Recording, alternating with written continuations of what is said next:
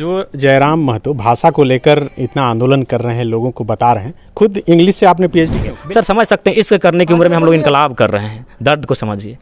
इश्क करने वाले छात्र आज इनकलाब कर रहे हैं, अपनी पर्सनल लाइफ खत्म हो चुका है।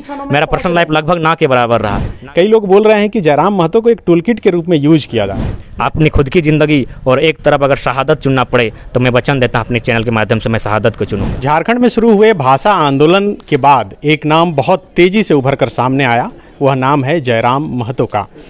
इस वक्त हमारे साथ जयराम हैं। जयराम जी, आपको क्या कह के बुलाएं, जयराम महतो या टाइगर जयराम? सर जो आपको अच्छा लगे, लोगों ने नाम दिया, हमने स्वीकार किया। आपको जो अच्छा लगे आप कहिए, हम स्वीकारते हैं। तो ये टाइगर नाम के पहले क्यों लगाया? सर जब मैं छोटा था, लगभग 2004-05 की बात है, क्रिकेट बहुत अच्छा खेलता था और जब कैच पकड़ता था बहुत लहू लुहान होते हुए मैंने असंभव कैच पकड़ लेता था, तो लोगों ने मुझे टाइगर नाम दिया। और जब बड़ा हुआ तो मेरा घर था पाराचंद पहाड़ के बिल्कुल पहाड़ों के बीच, तो ये नाम सूट किया और नाम लगा रहा मेरे साथ। अच्छा, कई लोग बोलते हैं कि ये जगन्नाथ महतो के नाम के आगे टाइगर है, इसलिए उस इलाके से एक नया टाइगर निकल कर आया। सर देखिए, जगन्नाथ महतो वो अलग दौर के हैं, मैं अलग दौर का हूँ, नए दौर के हैं। नए दौर का हूँ जी। तो ये मेरा टाइगर नाम अलग परिस्थितियों से मिला है और जगन्नाथ जी का टाइगर नाम अलग परिस्थितियों ने दिया है। अच्छा, ये भाषा का जो आंदोलन शुरू हुआ, आप लोग तीर्थनाथ और कई लोगों ने मिलकर जो शुरू किया, क्या आपको समझ में आया, उसके बाद लगा कि लोगों को एकजुट करके आंदोलन करना चाहिए? सर मैंने देखा कि झारखंड बनने में लगभग 88 साल लगा है। 88 सालों में लगभग 88,000 शहादत हमने दिया है, लेकिन जो झारखंड बना 21-22 सालों का हो गया, लेकिन झारखंड के लोगों का हक अधिकार आज भी सुनिश्चित नहीं किया गया। झारखंडी कौन है इसकी पहचान आज तक नहीं हो पाई है, और जब तक झारखंडी कौन है इसकी पहचान नहीं होगी तब तक झारखंड का कल्याण नहीं होगा। कहीं ना कहीं ये चीज़ें देखने को मिली। सभी पढ़े लिखे जो स्टूडेंट हैं उन्होंने देखा कि किस प्रकार लगातार जेपीएससी विवादों में रहती है, 70-80 लाख में सीटें खरीदी जाती है। जेएसएससी की बहाली 2013 में आई, उसके बाद लगातार वैकेंसी को नष्ट किया जा रहा है, कैंसिल किया जा रहा है। तो ये चीज़ें स्टूडेंट भी समझने लगे हैं कि झारखंड के साथ क्यों इतना सौताला व्यवहार हो रहा है। रीज़न यही है, प्रवासी जो राज्य हैं उनके लोग बड़े संख्या में यहाँ अतिक्रमण कर रहे हैं और यहाँ की पहचान को धूमिल करने का प्रयास कर रहे हैं। अच्छा, इसीलिए लगा कि आगे बढ़कर आंदोलन करना चाहिए। बिल्कुल, आज देखिए ना, यूक्रेन और रूस का मामला क्या है, आज ये तीसरे वर्ल्ड वार की चला जाएगा अगर कोई लोग समझौता नहीं करते, रोकते नहीं है। तो रूस और जो यूक्रेन का मामला है, यूक्रेन क्या कर रहा है, नाटो का सदस्य बन रहा है। यदि यूक्रेन नाटो का सदस्य बनता है तो कहीं ना कहीं जो रूस की सीमा है वो नाटो के सीमा से लग जाएगी, यूक्रेन के माध्यम से नाटो और रूस की सीमा लग जाएगी। तो निसंदेह रूस को भी भय है कि इन फ्यूचर ऐसा आएगा, नाटो जिसमें अमेरिका एक पावरफुल कंट्री है, वो कहीं ना कहीं रूस की सीमाओं के साथ कोई ना कुछ उलटफेर, कुछ ना कुछ ऐसा काम करेगी जो रूस को अपने अधीन करने का प्रयास करेगी। यानी मामला क्या है सर, सीमा, मामला क्या है, माटी का। तो ठीक उसी प्रकार हमारी भी माटी पर लगातार संकट हुआ है और आज भी संकट हो रहा है। और इतिहास आप खोलिए, आप चुहाड़ आंदोलन की बात करें, भूमिज आंदोलन की बात करें, तमाड़ आंदोलन की बात करें, मुंडा आंदोलन की बात करें, होल आंदोलन की बात करें, आप रघुनाथ महतो की बात करें, श्याम गंजम की बात करें, बिरसा मुंडा की बात करें, भागीरथ मांझी की बात करें, तिलका मांझी की बात करें, सिद्धू कान्हू की बात करें, ये तमाम आंदोलन जो लड़े गए हैं माटी के लिए लड़े गए हैं। हमने अपनी माटी को बचाने के लिए आंदोलन किया, जिस प्रकार आज रूस और यूक्रेन का हो रहा है। तो कहीं ना कहीं ये चीज़ें लोगों को समझनी होगी, न्यायपालिका को समझनी होगी, विधायिका को समझनी होगी, और हमारे हित में हमारी माटी को बचाने के लिए कानून बनाने ही होंगे। तो भाषा का जो आंदोलन शुरू हुआ था, क्या लग रहा है कि अब आप लोग जीत गए?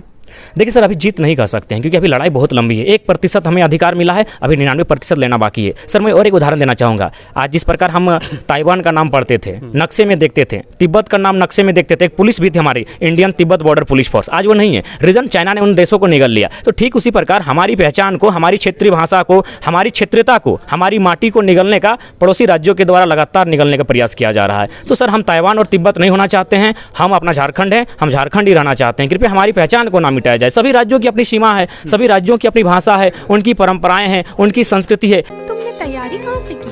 NIBM से। मैं NIBM को बधाई देता हूँ। आप जो सपना देख रहे हैं उस सपने को हम दोनों मिलकर पूरा करेंगे। NIBM। क्या हमने किसी को डिस्टर्ब किया है? क्या हमने बंगाल में कभी अधिकार मांगा है? हमने बिहार में अधिकार मांगा है? नहीं। तो फिर झारखंड में यदि झारखंडी अपना अधिकार मांगता है, खतियान मांगता है, तो यह संवैधानिक नहीं बल्कि संवैधानिक मामला है। संविधान का उल्लंघन तो बाहरी लोगों ने किया है। सर हम थोड़ा तर्क देना चाहेंगे। भारतीय संविधान में मूल 395 अनुच्छेद है, उनमें यदा कि यदा परिवर्तन हो सकता है, लेकिन 12 अनुसूची है सर, वो अपरिवर्तनीय होती है। इसमें बहुत गहन समीक्षा होगी, न्यायिक समीक्षा होगी, तब उनमें परिवर्तन हो सकता है।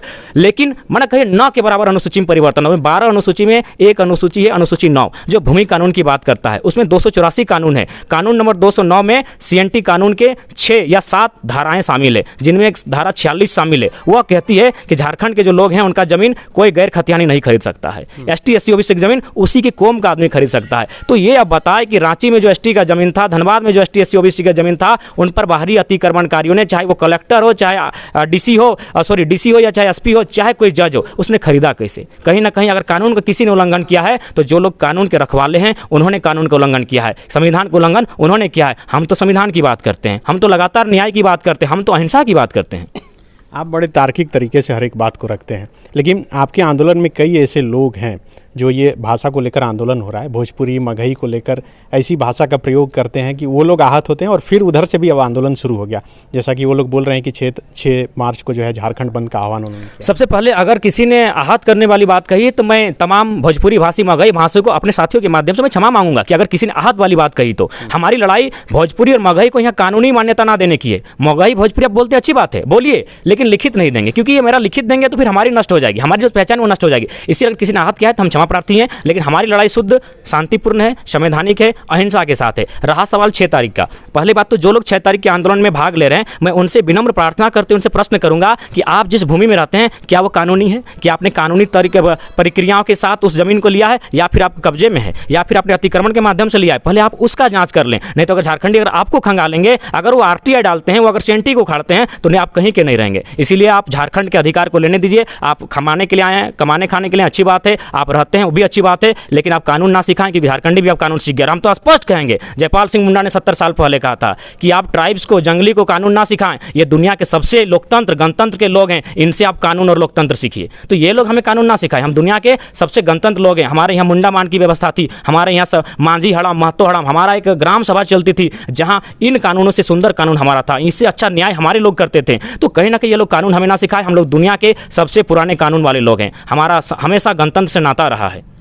अच्छा, ये आंदोलन भाषा से शुरू हुआ, अब आ गया 1932 के खतियान की तरफ, अब आगे किधर जाएगा? सर मूलतः हमारी लड़ाई 1932 के खतियान ही है। चाहे जब से झारखंड बना है, 2000 की बात करें, 2002 की बात करें, बाबूलाल मरांडी की सरकार की बात करें, हमारी लड़ाई ही रही है खतियान आधारित स्थानीय नीति, नियोजन नीति। अब 2 नीति मैं ऐड करना चाहूँगा, एक उद्योग नीति और एक विस्थापन नीति। ये भी बहुत मस्ट है, वो खतियान आधार पर ही होनी चाहिए। सर देखिए, बिहार में भी जो डोमिसाइल क्लियर किया गया वो खतियान को लेकर, मध्य प्रदेश का स्टेटमेंट पढ़ रहे हैं उसमें भी खतियान को जिक्र किया जा रहा है, तमिलनाडु से बात हो रही है, वे लोग भी खतियान का जिक्र कर रहे हैं, मणिपुर और असम के साथियों से बात हो रही, वे लोग भी जमीन का जिक्र करें, भूमि कानून का जिक्र करें। वे तो यहाँ तक आपका असम के लिए स्पष्ट कानून है, नागालैंड के लिए स्पष्ट कानून है कि नागालैंड में 371A के अनुसार कोई बाहरी व्यक्ति जमीन नहीं खरीद सकता है। तो इन चीज़ों को हम लोग भी समझ रहे हैं कि आज क्या नुकसान होगा। सर और एक बात आप देखिए, हम आपको बहुत फैक्ट उदाहरण देंगे, बहुत तर्क के साथ देंगे। हमारे यहाँ धनबाद में एक सिंदरी विधानसभा आती है, वहाँ अतिक्रमणकारी जो लोग हैं जिनका यहाँ भूमि नहीं है, उन्होंने किसी न किसी दखल के अंदाज में घर बनाया है, जबरन बनाया है। अब उनको विस्थापन का नाम देकर 18,000 क्वार्टर बनाए जा रहे हैं। 18,000 क्वार्टर यानी एक क्वार्टर में अगर 5 परिवार रहेगा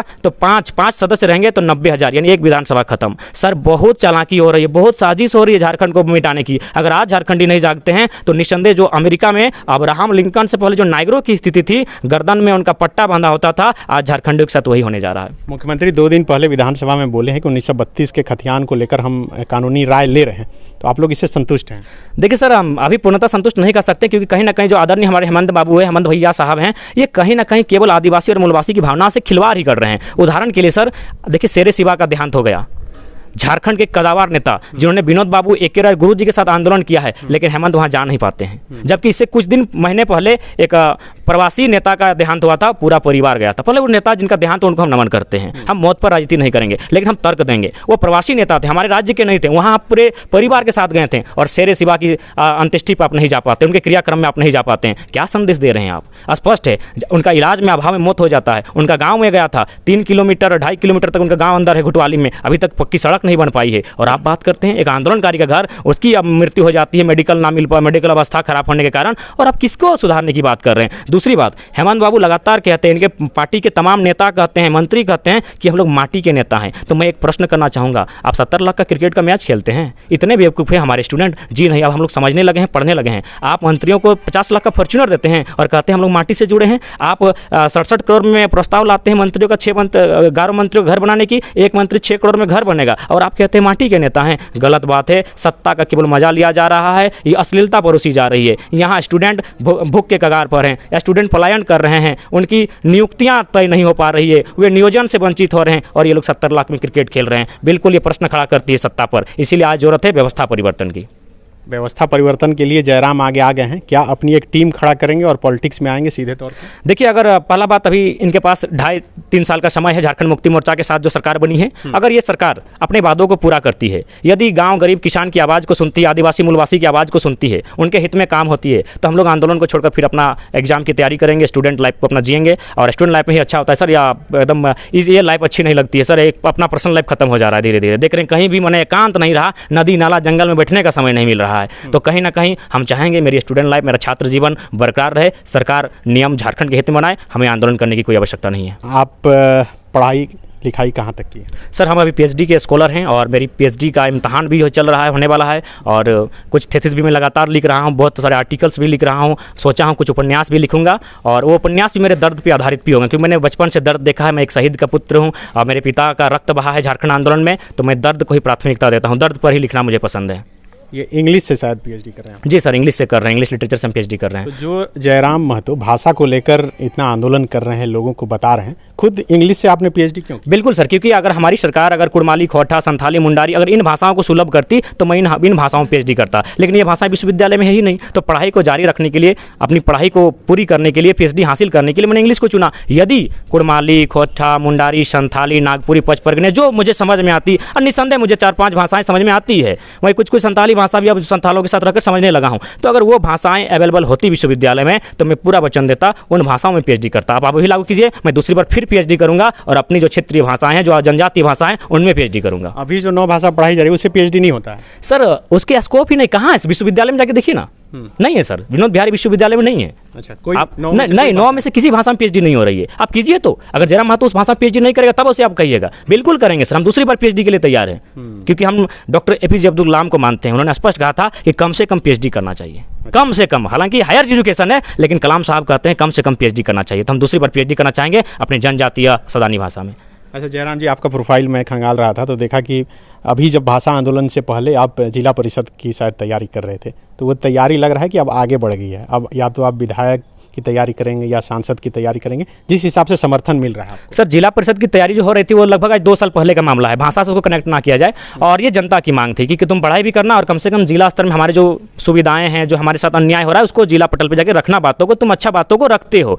अब मैं वचन देना चाहूँगा, अगर जब ये क्रांतिकारी बना हूँ तो जब तक हमें न्याय ना मिले, अब मैं क्रांतिकारी बनकर ही रहूँगा। पंचायत चुनाव बिल्कुल नहीं लड़ूंगा। आपका एक विशाल चैनल है, आपके मिलियंस व्यूअर्स हैं, मैं संदेश देना चाहूँगा, मैं जिला परिषद और मुखिया किसी के प्रत्याशी पंचायत चुनाव में नहीं रहूँगा। आगे 2024 में 2024 जनता तय करेगी, जनता का आशीर्वाद, जनता का समर्थन, जनता का प्यार वही तय करेगी। आप एक यूथ आइकॉन बन चुके हैं, बहुत लोग फॉलो करते हैं आपको, आप लाइव आते हैं तो कई लोग हज़ारों लाखों जुड़ जाते हैं। बहुत आपके बारे में लोग जानना चाहते हैं, किस गांव से हैं, कैसे पढ़ाई लिखाई किए, कैसे यहाँ तक पहुँचे? सर, मैं एक निर्धन गांव से हूँ, मानटांड तोपचांची पहाड़ पर्वतों के बीच एक तलहटी में गांव बसा है और उस गांव की मुख्य पेशा कृषि है। लोग बमुश्किल से 3 सांझ भोजन कर पाते हैं, बहुत मुश्किल से मैंने मजदूरी करते हुए। आज भी उस गांव में मेरी माँ, खुद कहता हूँ, मेरी माँ, बीमार माँ भी जंगल कई दूर पहाड़ों में जाती है, लकड़ी चुन कर लाने का काम करती है। सर पे लगभग 15-20 किलो का वजन लेके वह जंगलों से लकड़ियाँ लाने का काम करती है, फिर उसका चूल्हा हम लोग जलाते हैं, तब घर में भोजन बनता है। मेरी पूरी तरह से जो आश्रित हैं, हम लोग खेती पर आश्रित हैं, बाप दादा की खेती होती है। और सर, अक्टूबर महीने में जो बारिश हुई थी उसमें जो मेरा घर का जमीन गीला हुआ है, आप चलिए आज भी घर मेरा गीला है, आज भी बारिश में मेरा घर पानी चूता है। मैं एक अत्यंत निर्धन परिवार से हूँ, लेकिन विनोद बाबू ने जो कहा था पढ़ो और लड़ो, तो थोड़ा पढ़ा हूँ, इसीलिए आज लोगों को जागरूक कर रहा हूँ और लड़ पा रहा हूँ। ये कई अखबारों में आपकी स्टोरी पढ़ रहा था कि लॉकडाउन के समय या फिर अभी भी स्कूल में जाके आप बच्चों को पढ़ाते? जी सर, बिल्कुल। वहाँ के प्रधान जो अध्यापक हैं उनकी रजामंदी से आज 4 सालों से, जब से मैंने मास्टर डिग्री किया है, तब से लगातार मैं 2 घंटे अपने निकट जो विद्यालय है, मेरा हाई स्कूल है, वहाँ बच्चों को शिक्षा दान देता हूँ। लगभग 2000 स्टूडेंट पढ़ते हैं वहाँ पे। जयराम महतो पॉलिटिक्स में किसी को अपना आइडल मानते हैं? बहुत सारे मिश्रित लोग हैं जिनको मैं आइडियल मानता हूं, लेकिन मैं सबसे पहला आइडियल मैं भगत सिंह को मानता हूं। उनकी क्रांति को, जब भी मैं उदास हो जाता हूं, निराश हो जाता हूं, जब भी थोड़ा सा टूटने लगता हूं, थोड़ा सा दुखी होने लगता हूं, तो पूरी रात भगत सिंह की किताब को खोल के पढ़ता हूं। आज आपके हाथ में जो किताब है ये है झारखंड आंदोलन के दस्तावेज। ये वीर भारत तलवार, ये लग रहा है कि पढ़ते पढ़ते अभी आ रहे हैं। जी, इसको रास्ते में पढ़ते पढ़ते आया हूँ। बहुत सारे पॉइंट आउट यहाँ नोट किया है जो मैं भाषण में अपना रखूंगा। बहुत सारे दर्द की बातों को यहाँ लिखा है। यहाँ सभी पार्टियों का जिक्र किया गया है कि किस प्रकार लगातार केवल आदिवासी और मूलवासी को केवल छलने का काम किया जा रहा है, लेकिन हकीकत धरातल में कुछ भी नहीं हो रहा है। यहाँ के जो मूलवासी हैं लगातार उन्हें दबाने का किस प्रकार प्रयास किया जा रहा है, इस किताब में साफ साफ लिखा है। झारखंड के पॉलिटिक्स में कोई ऐसा नहीं है जिसे आप अपना आदर्श मान सकें? आज की राजनीतिक परिवेश में तो सर बहुत कम ही लोग हैं जार, शायद क्योंकि वे अपने वचन से ही खुद पलट जाते हैं। कुछ लोगों को लगता है, जैसे डॉक्टर रामेश्वर उरांव का कुछ दिन पहले बयान आया था, लेकिन फिर वे बदल जाते हैं। उसके बाद संभव जगन्नाथ महतो भी अच्छा कभी लगता तो उनको आदर्श मानते थे और अपना रिंगटोन भी बजाते थे। जगन्नाथ महतो के नाम से मेरा कलर ट्यून बजता था एमए में, जबकि एक गाँव का लड़का मैंने शहर में जाके जगन्नाथ महतो का कलर ट्यून बजाता था। लेकिन वे अपने बयान पर टिक नहीं पा रहे हैं, इसीलिए मुझे नहीं लगता है कि अब आदर्श साबित हो सकते हैं। इसीलिए मेरे आदर्श भगत सिंह हैं, और अगर झारखंड में कहें तो बिरसा मुंडा रहे हैं। हमें जयपाल सिंह मुंडा, विनोद बाबू को मानता हूँ। जयपाल सिंह मुंडा को भी स्टडी करता हूँ। उनके एक एक स्टेटमेंट बहुत गहराई तक जाते हैं, जो वे कहते थे कि जिसे आप विकास कहते हैं आदिवासियों के लिए वो कब्र होगा। और बिल्कुल, डैम हमारी ज़मीन पर, पलायन हमारा। फैक्ट्री हमारी ज़मीन पर, पलायन हमारा। विकास तो हो रहा है, लेकिन हमारे लिए कब्रगाह हो रही है। तो मैं उनको आदर्श मानता हूँ। लेकिन जगन्नाथ महतो तो सब चीज़ कर रहे हैं। वो बोले कि भाषा जो है बोकारो और धनबाद से हम हटा ही दिए। 1932 खतियान का जिक्र हम ही पहले किए थे, अब सब लोग बोलने लगा। ठीक है, अच्छी बात है। जिस दिन कानून बन जाएगा, वचन देते हैं, जगन्नाथ महतो को हम लोग फूल की माला लेकर उनका स्वागत करेंगे। पहले आप बनाइए तो, और बिल्कुल उन्हें अगर लग रहा है तो हम लोग फिर अपना कलम लेंगे और परासंत पहाड़ में जाकर सुंदर सुंदर कविताएं लिखेंगे। सर समझ सकते हैं, इश्क करने की उम्र में हम लोग इनकलाब कर रहे हैं। दर्द को समझिए। इश्क करने वाले छात्र आज इनकलाब कर रहे हैं। अपनी पर्सनल लाइफ खत्म हो चुका है। मेरा पर्सनल लाइफ लगभग ना के बराबर रहा। ना कहीं एकांत बैठ पाता हूँ, ना एक तस्वीर खिंचा पाता हूँ, ना एक चाय पी पाता हूँ। तो क्यों? एक स्टूडेंट लाइफ मुझे भी सबसे अच्छा लाइफ लगता है, स्टूडेंट लाइफ। आज स्टूडेंट लाइफ को कोई नहीं खोना चाहेगा, लेकिन रीज़न यही है कि मैं देख रहा हूँ झारखंड के साथ बहुत बेमनुष्यता हो रही है। लगातार झारखंड में अतिक्रमण हो रहा है। और chief justice of India M Hidayatullah, उन्होंने भी एक तर्क दिया था कि विकसित राज्यों के अतिक्रमण को रोकने के लिए संसद को 16 अनुच्छेद 16(3) और विधानसभा के लिए अनुच्छेद 309 का हवाला देते हुए उन्होंने कहा था कि अपने भूमिपुत्र को संरक्षण करने के लिए आप उनके हित में कानून बनाइए, नियोजन के हित में उनके लिए कानून बनाएं। ये chief justice of India M Hidayatullah उनका तर्क था। आपने आंदोलन और इश्क का जिक्र कर ही दिया, तो क्या कोई इश्क है, कोई प्रेमिका है आपकी? सर अभी क्रांति ही प्रेमिका है, क्रांति सब कुछ है। भगत सिंह जैसे बोलते हैं। बिल्कुल, देखिए एक बात देखिए, सबकी आज़ादी हमारी दुल्हन है। तो झारखंड का विकास, झारखंड की खतियान आधारित नीतियाँ ही हमारी दुल्हन है। जिस दिन तय हो जाएंगे उस दिन बहुत खुशी होगी और वास्तव में गर्व महसूस होगा। तो फिलहाल इश्क हमारी क्रांति है। अच्छा, ये भाषा आंदोलन जब शुरू नहीं हुआ था, उससे पहले रोजगार को लेकर सैकड़ों हजारों युवा सड़क पे उतर रहे थे, आंदोलन कर रहे थे।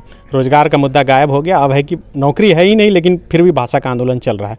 कई लोग बोल रहे हैं कि जयराम महतो को एक टूलकिट के रूप में यूज किया जा रहा है। नहीं सर, बिल्कुल नहीं। मैं समझने के बाद, सोचने के बाद आया हूँ। देखिए, अब रोजगार पर तो मैं तुलना करूँ, रोजगार अच्छी बात है, सब कोई चाहता है कि उसको रोजगार मिले। लेकिन सर, जब तक आप सुरक्षित नहीं रहेंगे, आप संरक्षित नहीं रहेंगे, उस रोजगार का क्या? हम लोग झारखंड के लोग हैं, हमारा मुख्य पेशा रहा है कृषि। अगर रोजगार नहीं भी रहा तो हम लोग कृषि से संपन्न लोग हैं, हम लोग खेती करके खा लेंगे। लेकिन अगर हमारी पहचान ही नहीं रहेगी, हमारी भाषा नहीं रहेगी, हमारी परंपराएं नहीं रहेंगी, तो उस रोजगार का क्या लाभ? रोजगार है, रोजगार एक पहलू है, लेकिन उससे भी बड़ा पहलू है पहचान। तो यहाँ लड़ाई अब पहचान की है, और पहचान खतियान की है। आज आपने एक अपील की है कि जो भी युवा पॉलिटिक्स मतलब अलग अलग पार्टियों से जुड़े हैं वो पार्टी छोड़ दें। ऐसा अपील क्यों कर रहे हैं? इसलिए अपील कर रहे हैं क्योंकि किसी भी पार्टी में दबाव नहीं बन रहा है, और उनके जो मुख्य हथियार हैं, उनके जो ताकत है वो युवा हैं। क्योंकि कार्यकर्ता युवा है, गांव-गांव तक वे जाते हैं, प्रचार वे करते हैं, लोगों को वे समझाते हैं। इसीलिए मैं भी युवा हूं, मैं युवाओं से यही संदेश देना चाहूँगा कि आप फिलहाल माटी की बात करें, पार्टी को त्यागें और लेटर पेड में त्यागें। एक सोशल मीडिया प्रभारी हो, चाहे पंचायत का प्रभारी हो, प्रखंड का प्रभारी हो, जिस दिन वो त्यागपत्र देना शुरू करेगा, पार्टी में हड़कंप मचेगी। क्योंकि ये जड़ है, जड़ अगर हिलने लगेगी ना तो निस्संदेह पार्टियां हमारे फेवर में आएंगी। आज देख रहा था कि आपने एक शेयर किया था कि बीजेपी के प्रदेश अध्यक्ष दीपक प्रकाश के बयान से आहत होकर एक सोशल मीडिया का प्रभारी ने अब इस्तीफा दिया था। तो क्या चाहते हैं कि जितने लोग ऐसे छोड़ के आएँ, जयराम उसे अपने साथ जोड़ेंगे? बिल्कुल सर, जो माटी के लिए आएंगे वो हमारी टीम में हमारी साथी बनने के लिए हम उनका स्वागत करते हैं, हृदय के साथ स्वागत करते हैं। क्योंकि ये लड़ाई माटी की है, पार्टी की नहीं। लेकिन ये तो लड़ाई सिर्फ 1932 तक है। अगर 1932 लागू कर देती है सरकार तो फिर लड़ाई खत्म हो जाएगी। बिल्कुल, लड़ाई खत्म हो जाएगी। हम लोग कविताएं लिखेंगे, अपना कहीं क्रिकेट का मैच खेलेंगे। जब सरकार 70 लाख का खेल सकती है तो हम लोग 700 का तो मैच खेल सकते हैं। तो बिल्कुल हमें कोई इंटरेस्ट नहीं रहेगा। 32 आप लागू कीजिए, हम लोग फिर जिस रास्ते में थे। और एक बात मैं कहना चाहूँगा, शायद बाल गंगाधर तिलक को किसी अंग्रेज ने पूछा था कि आप तो आज़ादी के लिए लड़ रहे हैं, अगर भारत आज़ाद हो जाएगा तब आप क्या करेंगे? उन्होंने कहा मैं गणित का टीचर हूँ, गणित पढ़ाऊँगा बच्चों को। तो उसी तरह हम लोग भी स्टूडेंट है, पढ़ेंगे, हम लोग आंदोलन से दूर हो जाएंगे। भाषा आंदोलन के बाद जिस तरह से सुर्खियों में आए, कितना जीवन जयराम महतो का बदल गया? सर बदला है, जीवन तो बदला है। क्योंकि लोग उम्मीद करते हैं। और आज भगत सिंह का वो विचार सामने आया है कि एक तरफ अपनी खुद की ज़िंदगी और एक तरफ अगर शहादत चुनना पड़े तो मैं वचन देता हूँ अपने चैनल के माध्यम से मैं शहादत को चुनूंगा। ठीक है, शुक्रिया बहुत। धन्यवाद। विवेकानंद विद्या मंदिर स्कूल एक CBSE affiliated English medium coed school है। हम शिक्षा के साथ संस्कार देते हैं। The follow-up.in. Like, share, and